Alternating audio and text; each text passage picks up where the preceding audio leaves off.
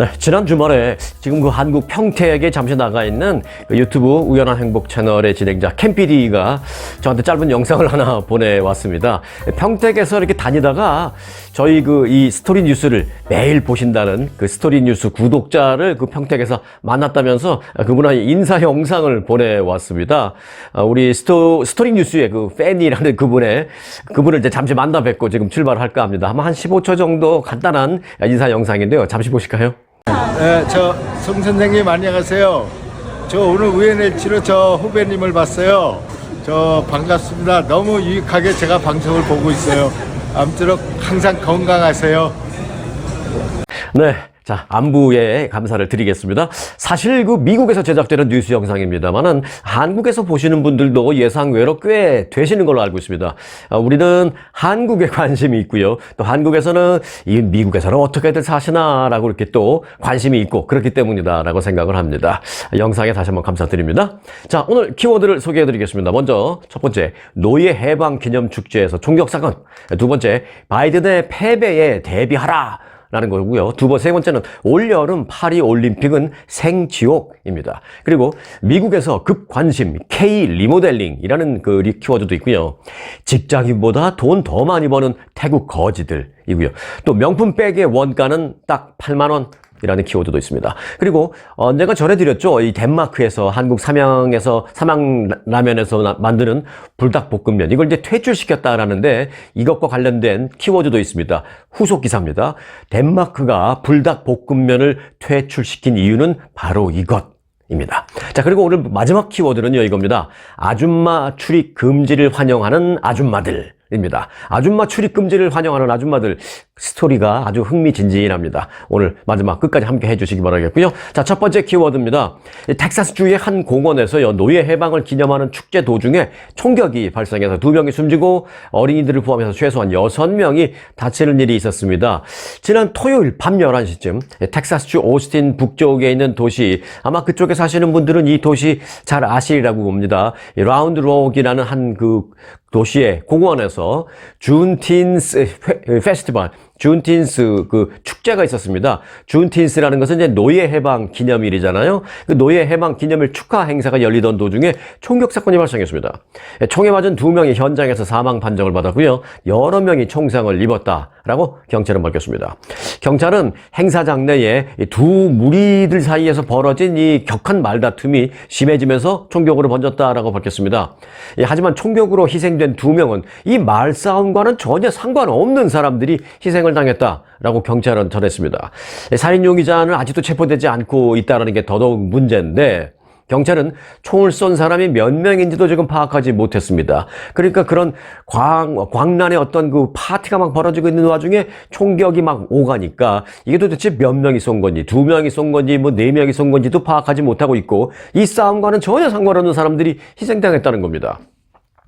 현지 경찰서의 그 앨런 뱅크스 경찰서장은 저녁을 즐기러 나온 한 가족이 다른 사람의 생명에는 전혀 관심이 없는 그들 어떤 누군가로 인해서 인생이 완전히 바뀌게 됐다라면서 정말 안타까운 일이 발생했다라고 말했습니다. 자, 이날 행사, 이게 이제 준틴스 축제라고 제가 말씀드렸잖아요. 더 준틴스 페스티벌이라는 이름으로 열린 그런 행사였는데 이 준틴스 아시나요? 이거는 사실은 굉장히 기념할 만한 그런 축하할 만한 그런 일인데 그런 행사에서 이런 안타까운 그 총격 사건이 발생했다라는 것은 정말로 있을 수는 없는 일인데 이 준틴스를 설명드리자면 이렇습니다. 준틴스라는 것은 1865년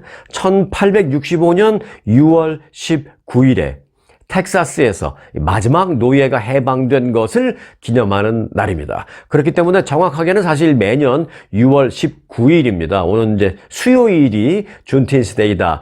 텍사스에서 마지막 노예를 해방시킨 그런 날이다. 요거는 좀 알아놓으시기 바라겠습니다. 다음 키워드입니다. 바이든의 패배에 대비하라! 입니다.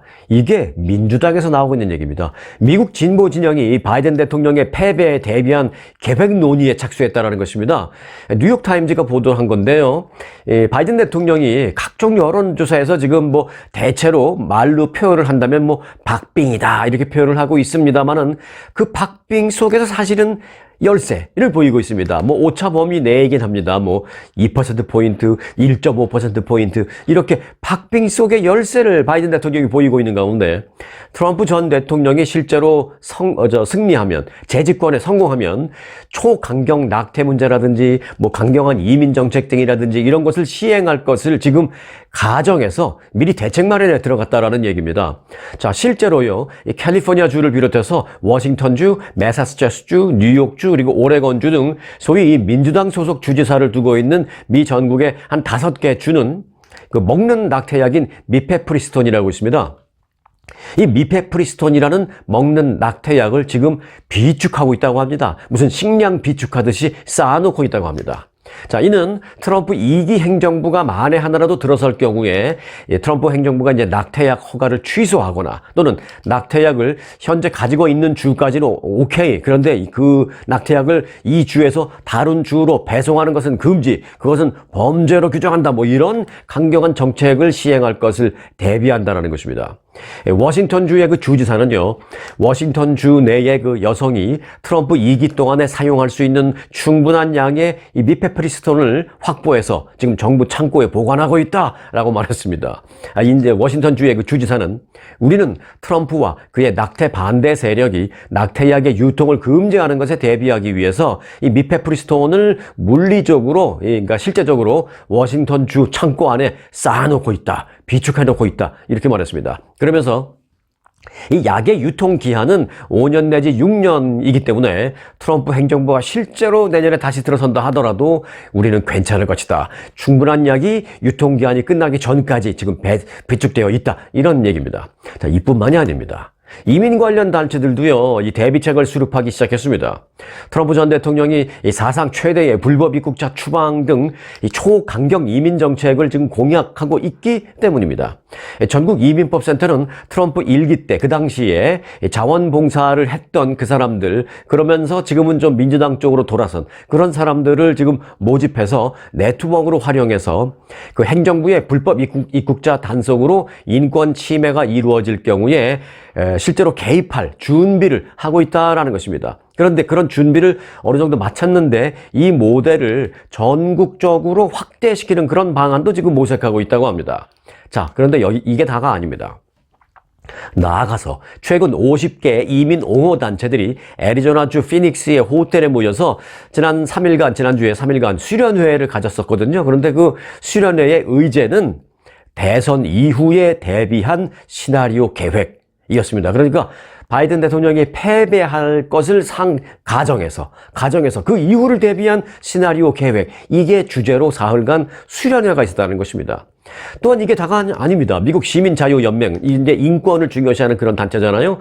시민자유연맹은 트럼프 전 대통령이 재집권하면 1년의 소송으로 그의 정책을 저지시키거나 최소한 시행을 늦춘다라는 그런 계획도 이미 수립했다고 합니다.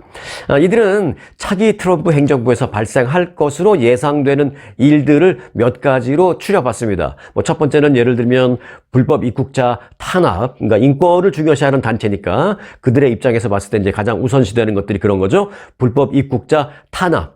두 번째는 낙태권의 축소라든지 또는 정치적인 이유로 해서 공무원을 해고한다든지 또는 네 번째, 이게 이제 가장 심각할 수 있는데 소규모 시위 같은 것이 발생했을 때 시위라는 게 이제 무슨 정부를 반대하고 그런 걸 떠나서 이런 부분에 대해서 나는 반대한다 그런 표현의 자유가 있으니까 시위가 있을 수도 있죠. 어느 행정부 또 어느 정부의 산하에서도 그런 시위라는 것은 늘상 있을 수 있는데, 그런 시위가 있을 때 군대를 동원해서 시위를 진압하는 행위 등으로 지금 미리 상정을 해놓고 있다고 합니다.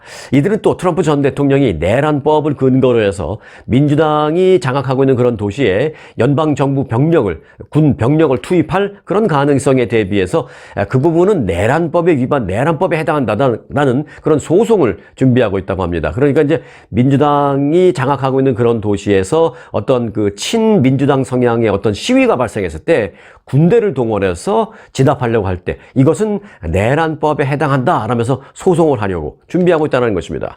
또 바이든 대통령의 그 지지율이 좀처럼 지금 오르지 않자 진보 단체들이 상당히 걱정하고 있는 그런 상황입니다.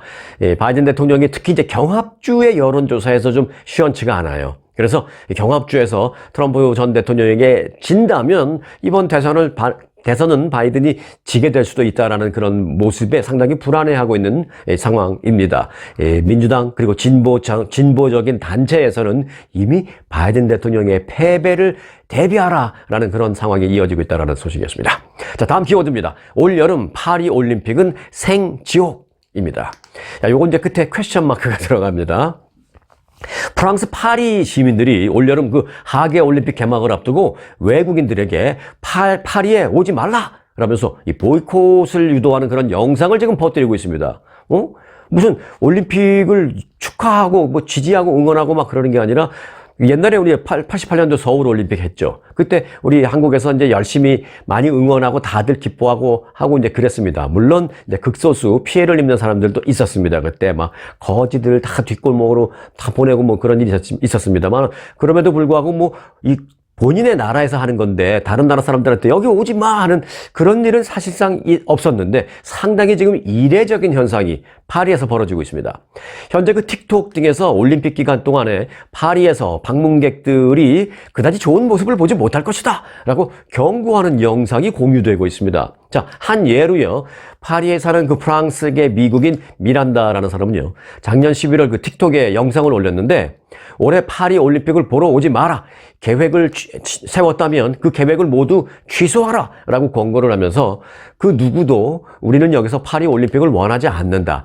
여기서 파리 올림픽, 파리 시민으로 내가 바라보는 이 상황은 지금 엉망진창 그 자체다 라고 아주 비판하면서 오지 말라라는 것이었습니다. 또 다른 동영상을 올린 24살의 현지 대학생은요. 올림픽을 보러 파리에 올 계획이라면 오지 마라 라면서 이번 올림픽 기간 동안에 파리는 온갖 범죄로 매우 위험할 것이며 그야말로 생지옥을 방불케 하는 공간이 될 것이다 라고 주장하고 있습니다. 자, 이런 영상 일부는 지금 뭐 많게는 100만 회 이상 계속 재생되고 있는 그런 상황입니다. 내가 받으면 딴 사람에게 보내고 막 그러는 거죠. 퍼뜨리는 거죠. 세계 최대 스포츠 행사인 이 하계 올림픽 개최지의 지역 주민들이 이처럼 그 이례적인 모습을 보이는 배경에는요.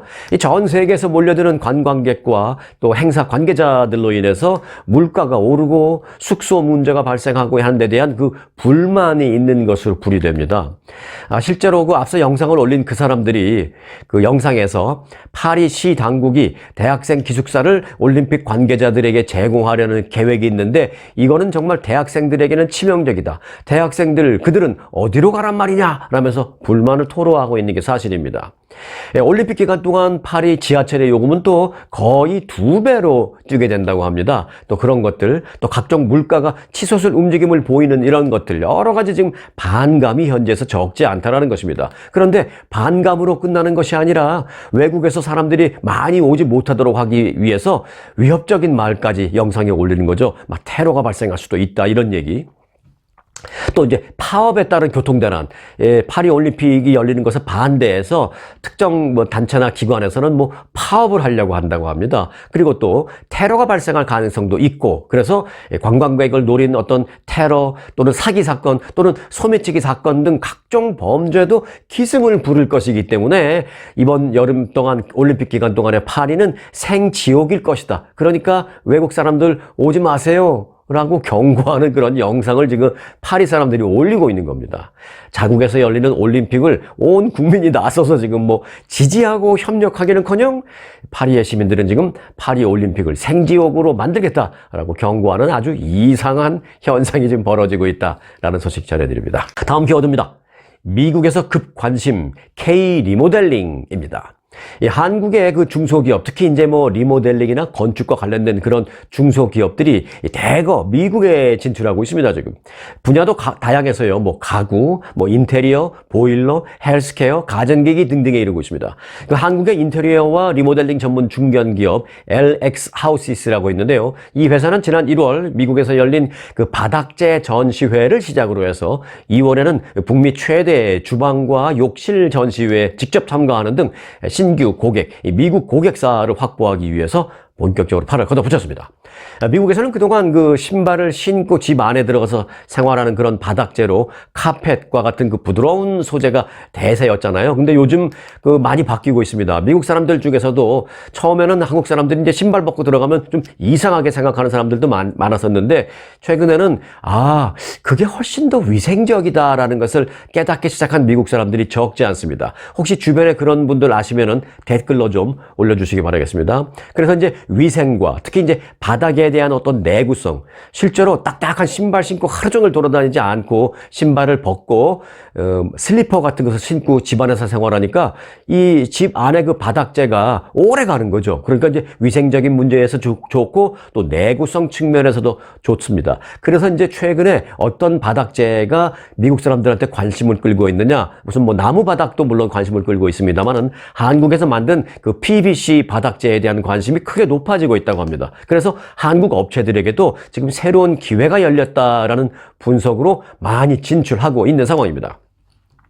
또한 이제 헬스케어 가전기기 업체도 마찬가지인데요. 세라젬 잘 아시죠? 이 세라젬은 지난 2022년 LA에 직영점 3곳을 열고 또 지난해에는 그 브랜드 체험 공간인 웰카페라는 것도 여는 등 이 미국 사람들을 상대로 미국 시장 공략에 지금 본격 열을 올리고 있는 상황입니다.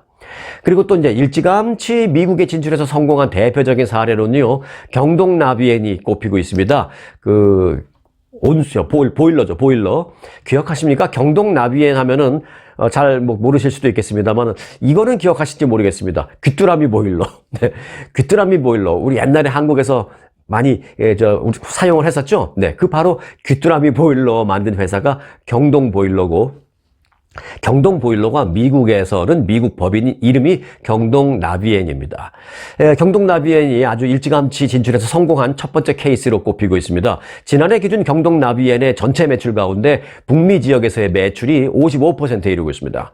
경동 나비엔의 지난해 북미 법인 매출은 콘덴싱 온수기 출시를 계기로 해서 10년 전 진출했던 그 10년 전에 비해서 지금 10배 가까이 매출이 성장했다라는 아주 굿뉴스도 있습니다. 사실 저도 작년에 경동 나비엔 그 순간 온수기, 미국에서는 오래된 집들이 웬만하면 그라지에 가면은 이게 둥그런 큰 통 보일러가 있잖아요. 거기서 내가 지금 당장 뜨거운 물을 사용하지 않더라도 언제든지 뜨거운 물을 수도 올리면은 뜨거운 물을 사용할 수 있게 계속 물을 끓이잖아요. 그러니까 이게 에너지 소비도 크고 그 큰 통에 물을 계속 끓이니까 가스도 많이 들고 또 거기서 또 좀 제대로 안 끓어지면은 그게 끓을 때까지 시간이 좀 걸리니까 내가 온수물 트는데도 좀 시간도 걸리고 막 이러는데, 경동 나비엔의 순간 온수기라고 있어요. 그럼 사이즈도 작아요. 뭐 백팩보다 조금 더 큰 그런 사이즈인데 그라지 벽면에 부착해 놓고 있다가, 이제 이거는 이제 가스가 아니고 전기죠.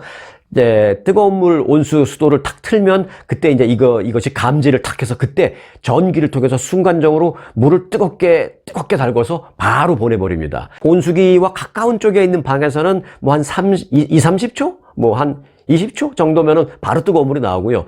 뭐 이제 좀 반대에 있거나 또는 온수기는 1층 그라지에 있는데 뭐 2층에 있는 방이다, 조금 거리가 떨어졌다 그러면은 뜨거운 물이 도착하는 데까지 시간이 뭐 한 30-40초 정도 걸리긴 합니다. 그거는 뭐 이 온수기에서 데워지는 시간이 오래 걸리는 게 아니라 데워져서 파이프를 통해서 고방까지 가는 데까지 이제 이 기존에 있던 수돗물이 좀 빠져나가야 되니까 그 정도 시간이 걸리지 생각보다 빨리빨리 뜨거워진다는 걸 느꼈는데, 이게 이제 미국 사람들한테도 크게 인기를 끌고 있다는 거죠. 실제로 저도 이제 그걸 설치하기 위해서 전화를 했더니 그 회사도 미국 회사였고요. 직원들이 전부 미국 사람이었어요. 그래서 야, 경동 나비엔이 코리안 컴퍼니라는 거 아는데, 코리안 컴퍼니인데 너희들 그거 혹시 아냐? 그러니까 알고 있다고 하더라고요. 네, 뭐 오렌지 카운티 어디에 뭐 본사가 있다고 뭐 자세하게 잘 알고 있더라고요.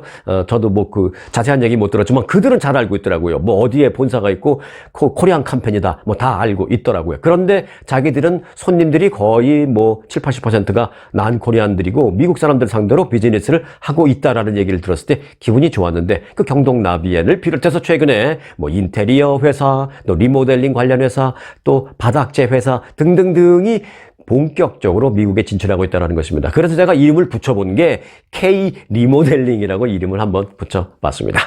다음 키워드입니다. 명품 백의 원가는 8만 원. 입니다. 달러로 보면 한 60불 정도 되죠. 자, 영부인 김건희 여사가 받았다고 해서 더욱 유명해진 크리스찬 디올의 명품백, 소위 디올백이라고 하는데요. 이 디올백의 원가가 한 8만 원, 한 6, 70불 정도밖에 안 되는 것으로 드러나서 충격을 주고 있습니다. 수백만 원을 호가하는 명품 가방. 저렴한 것도 이제 뭐 웬만하면 소비자 가격이 3,000달러, 4,000달러 이렇게 다 넘잖아요. 가방 하나에 3, 4,000달러. 물론 뭐 에르메스 이런 건 뭐 몇만 달러도 있지만 크리스찬 디올 정도만 해도 몇천 달러씩 합니다. 이번에 이제 김건희 여사에게 전달된 건 뭐 3,000달러인가요? 뭐 그 정도 한다고 그러죠. 그 크리스찬 디올 백의 원가는 그런데 알아보니까 한 60불 정도에 불과하다는 불편한 진실이 드러났습니다.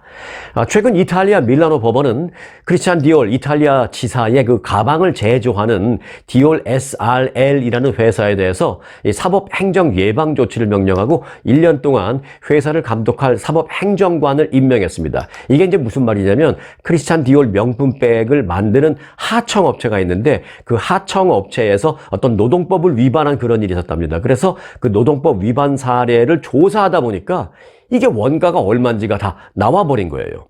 자, 디올 가방을 만드는 하청업체 4곳의 노동 착취 실태가 드러났기 때문입니다.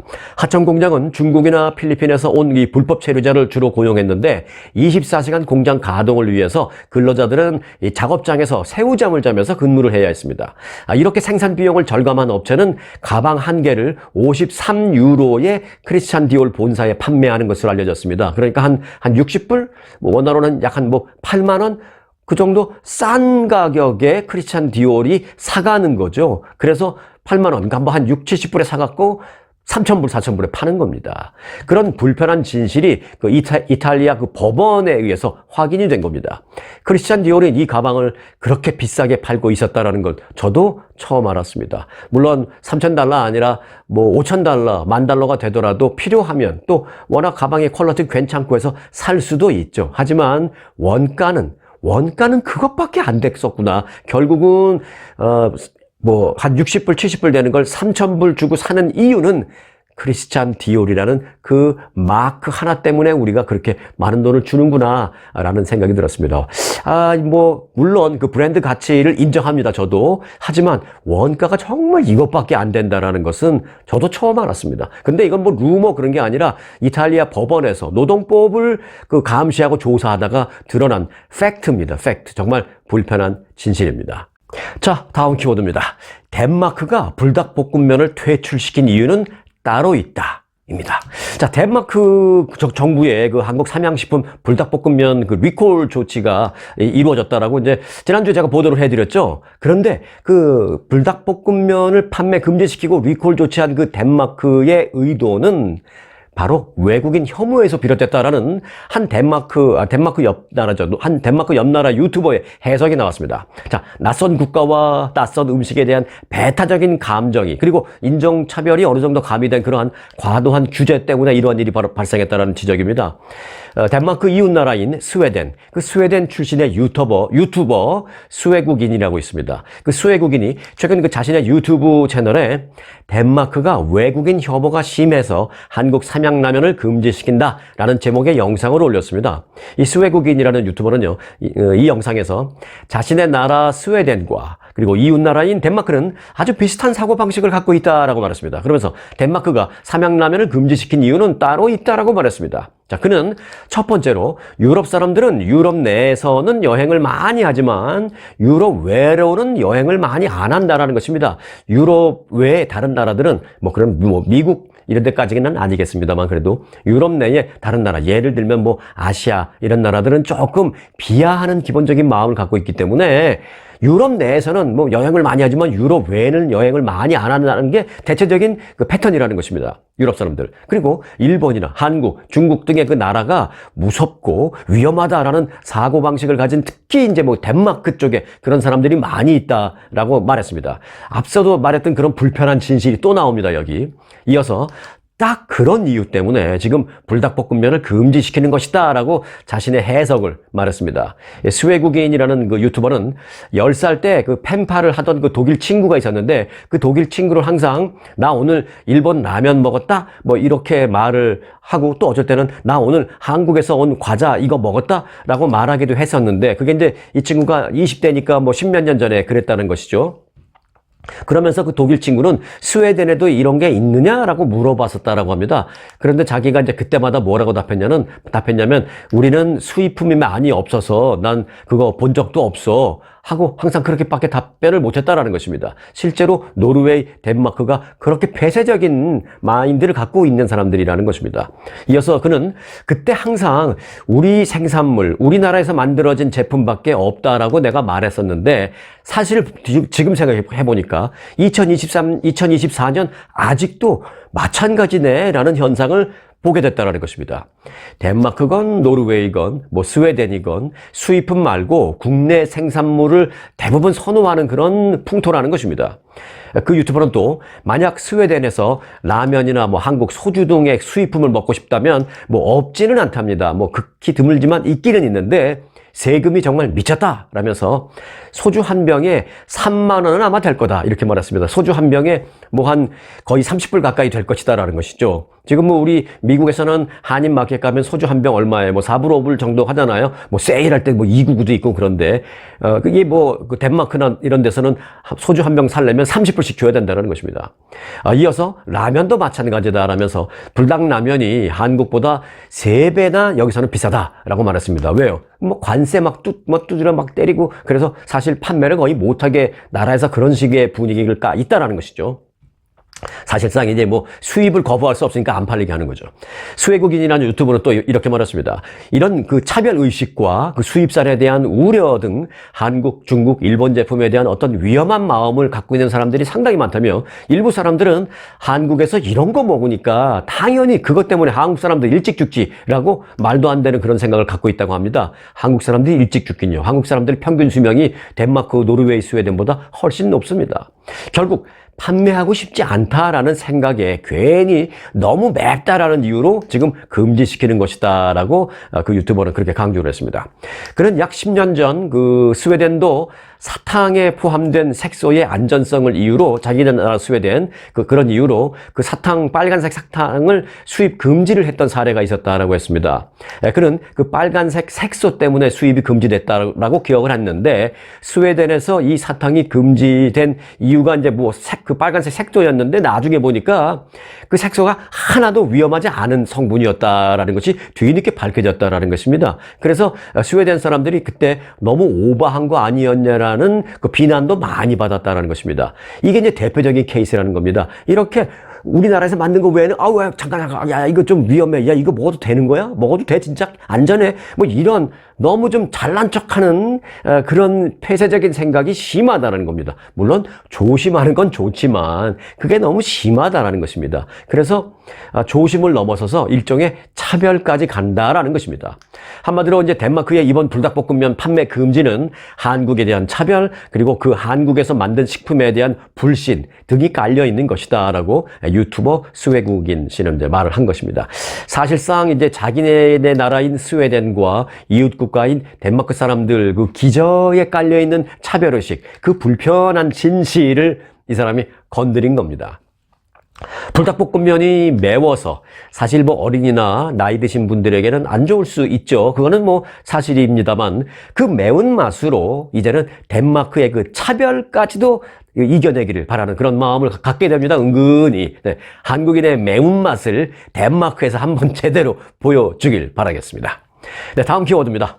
아줌마 출입금지를 환영하는 아줌마들입니다.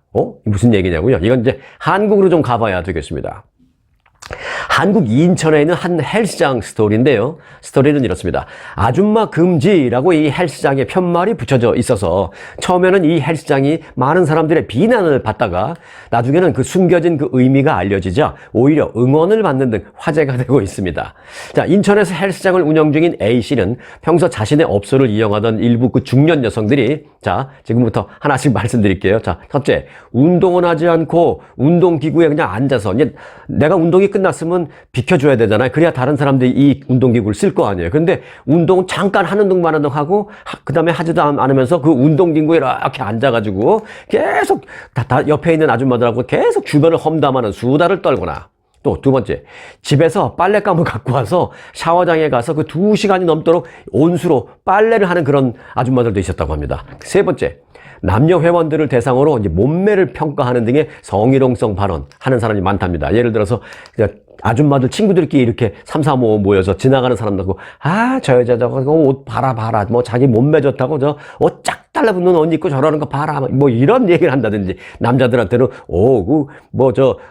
가슴 좀 근육 좀 많이 나왔는데 뭐 체격 좋은데 뭐 이런 식의 얘기를 하는데, 이게 이제 제가 여기까지밖에는 흉내를 못 내지만 성희롱성 발언까지도 막 소문덕된다는 것이죠. 자, 그리고 네 번째, 비누, 휴지 이런 걸 훔쳐가는 것은 물론 헬스장 탈의실에 있는 헤어 드라이어까지도 훔쳐가는 등 다른 회원들에게 피해를 주는 그런 행위는 물론 정말 업소로서도 더 이상 참을 수 없는 그런 행동들을 일삼는 아줌마들이 많았다라는 것입니다. 자, 그래서 업주 A씨는요, 회원들 사이에 그 민원이 계속 나왔기 때문에 당사자들에게 주의를 주기도 하고 뭐 경고를 주기도 했었지만 바뀌는 것이 없었다라고 했습니다. 그래서 이제 업주는 얘기하기를 뭐라고 하냐면, 결국 그래서 자기가 아줌마 출입 금지 를 붙이게 됐다는 것입니다. 자, 그런데 이 사람이 이걸 붙이기까지는 또 나름대로 고충도 있었어요. 그 헬스장을 인수한 지 불과 1년 만에 이들 진상 아줌마 고객들 때문에 실제적으로 이제 민폐 행위로 인해서 250여 명의 멀쩡한 회원들이 그만뒀다라고 합니다. 나 저런 사람들 때문에 내가 못 다니겠어요. 그래갖고 멀쩡한 사람들이 다 그만뒀다고 합니다. 그래서 이제 그 업주 A씨는 극약 처방의 심산으로 아줌마 출입 금지라는 해당 안내문을 붙였다라는 것입니다.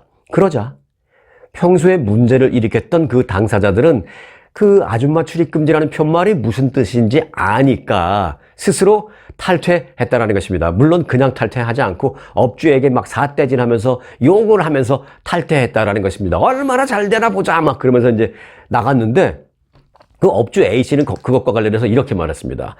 진상 고객으로 입은 피해가 그동안 약 1억 원에 달했다라고 말하면서 아주머니들이나 여자분들한테는 좀 혐오적인 발언을 하려 한 건 나는 아닙니다. 그런 의도는 아니었습니다. 그런데 아줌마 출입금지라는 저 편말을 보고 막 화내고 그러시는 분들 때문에 붙인 겁니다. 오히려 막 화내고 이러시는 분들, 그분들이 오히려 문제가 있는 것이라고 나는 생각합니다. 라고 강조했습니다. 그래서 사람들이 이제 무슨 뜻인지 알았다. 그러니까 이제 진상 고객 출입 금지인데, 그걸 이제 진상 고객이라고 하면은 이제 뭐 여러 가지 뭐 법적으로도 문제가 될 수 있고 뭐 그러니까 이제 뭐 표현을 좀 달리 했는지 모르겠습니다만은 그렇게 편말을 써붙여서 효과를 보긴 했습니다. 그래서 이제 실제 그렇게 편말을 써붙인 조치를 한 후에 40대 이후 40대, 50대, 60대의 정말 점잖으신 여성 손님들이 다시 하나, 둘씩 되돌아오고 있다라는 것입니다. 그래서 이전의 매출을 다시 유지시키게 됐다라는 것입니다. 그런 진상 손님이 없어지니까 멀쩡한 40대, 50대, 60대 여성분들이 다시 돌아왔다는 것입니다. 이 해당 해당 사연이 알려지면서 이 네티즌들 사이에서는 많은 공감의 의견이 나오기도 했습니다. 예를 들면 이런 얘기죠. 다 맞는 말이다. 뭐 이런 사람이 있는가 하면 또 자업자득이다 라면서 진상 고객들의 행위를 비난하는 사람들도 있고, 또 업주를 응원하는 그런 목소리도 좀 커지고 있다고 합니다. 네티즌들의 이제 대다수는요, 일단 내가 사장이었어도 저런 조치를 취했을 것 같다 라는 사람들도 있고요, 사장님 이제는 힘내세요라는 그런 의견을 단 사람들이 있었습니다.